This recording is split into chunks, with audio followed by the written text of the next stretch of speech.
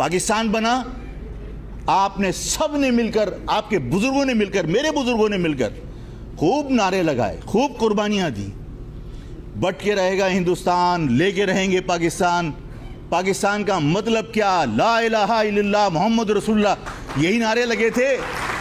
اس میں تالی بجانے کی کون سی بات ہے؟ میں تو دکھ کا اظہار کر رہا ہوں اس بات پر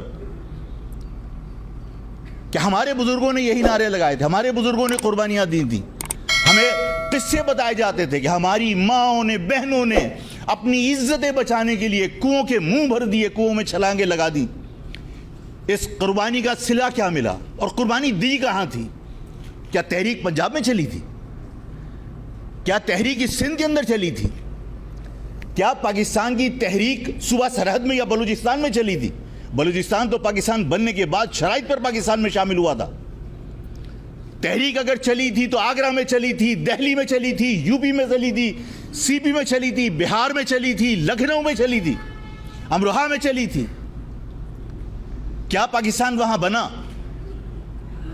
وہاں کے لوگ نعرہ لگاتے تھے کہ بٹ کے رہے گا ہندوستان، لے کے رہیں گے پاکستان، اور پاکستان کا مطلب کیا، لا الہ الا اللہ محمد رسول اللہ، اور بر صغیر 10 کروڑ مسلمانوں کے لیے علیحدہ وطن چاہیے، یہی نعرہ تھا نا۔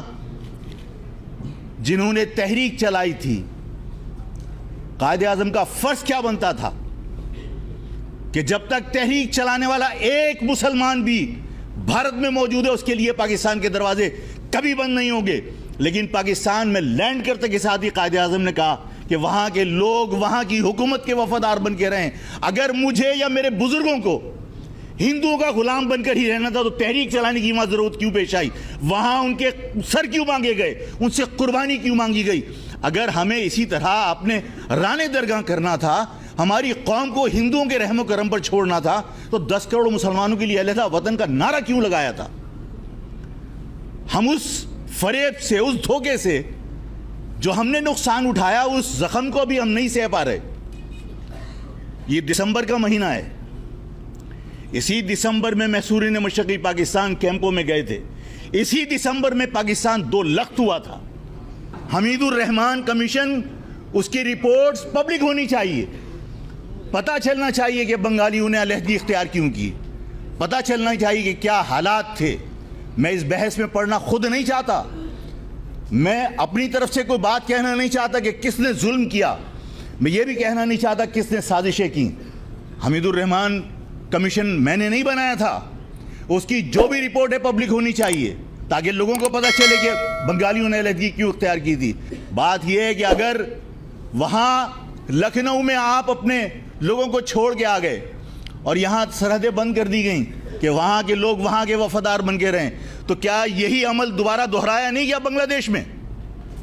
کہ بنگلہ دیش میں جنہیں آپ بہاری کہتے ہو، جنہیں باقی قومیں بہاری کہتی ہیں، میں انہیں اپنا بھائی کہتا ہوں، میں انہیں اپنا رشتہ دار کہتا ہوں، وہ میرے رشتہ دار ہیں، میری قوم سے تعلق رکھتے ہیں، وہ لوگ میرے رشتہ دار جنہوں نے پاکستان کی فوج کے شانہ بشانہ پاکستان بچانے کی جد و جہد کی تھی، جنہوں نے بنگالیوں سے اس بنیاد پر لڑائی کی تھی کہ وہ پاکستان سے علیحدگی اختیار کرنا چاہتے تھے۔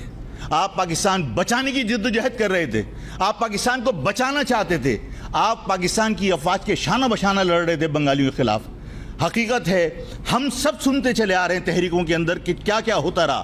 بنگلہ دیش کے اندر جتنے لوگ جو اردو بولنے والے تھے پاکستان بچانے کے لیے پاکستان کی افواج کے ساتھ لڑ رہے تھے، ہمارے لوگوں کی قربانیوں کا آج کوئی اس بات کا اظہار نہیں کرتا کہ پاکستان بنانے والوں کی قربانیاں پاکستان کے لیے کیا ہیں۔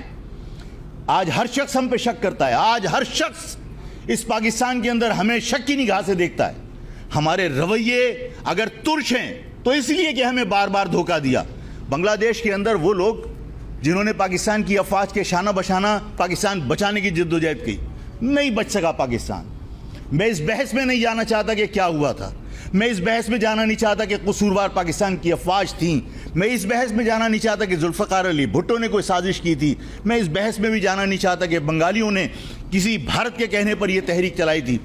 پاکستان نہیں بچا، بنگلہ دیش بن گیا، لیکن جنہوں نے پورے دل کے ساتھ، جنہوں نے پورے خلوص کے ساتھ پاکستان کی افواج کے ساتھ پاکستان بچانے کی جد و جہد کی تھی، پاکستان کی فوج واپس آ سکتی ہے تو وہ لوگ جو فی سبیل اللہ لڑ رہے تھے اپنی قوم کو بچانے کے لیے، اپنے ملک کو بچانے کے لیے، وہ واپس کیوں نہیں آ سکتے؟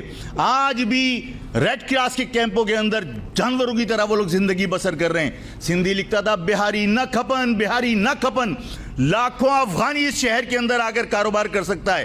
وہ لوگ جو اس پاکستان کی معیشت پر بوجھ بننے کی بجائے اس پاکستان کی معیشت کا سہارا بن سکتے تھے، صرف اس بنیاد پر کہ وہ